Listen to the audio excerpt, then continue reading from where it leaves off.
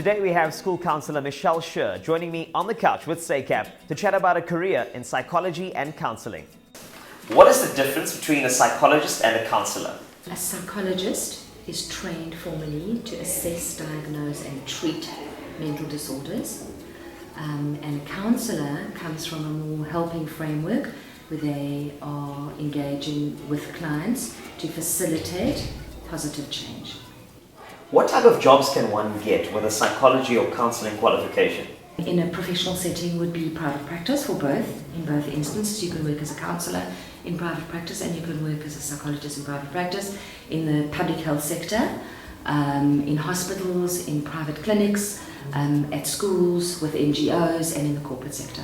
Let's focus on South Africa for a second. Where are psychologists and counsellors needed the most? You know, there's this place for everything. So there's a place for private sector, place for corporate sector, but on the ground, in terms of grassroots, there's definitely a place for the public sector, public hospitals and clinics, etc., etc. And again, if it were possible to facilitate mobile units, that would be the ideal, because then you would get to a much broader spectrum of the community.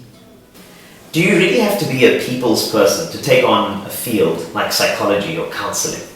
It's a great question. I think my gut response to that is yes, because I think that generally people who do pursue a profession in psychology or counselling are generally people that feel connected to other human beings. And at the end of the day, it's that connection, it's that real need to be connected and make a difference in someone's life that propels you into this kind of a profession.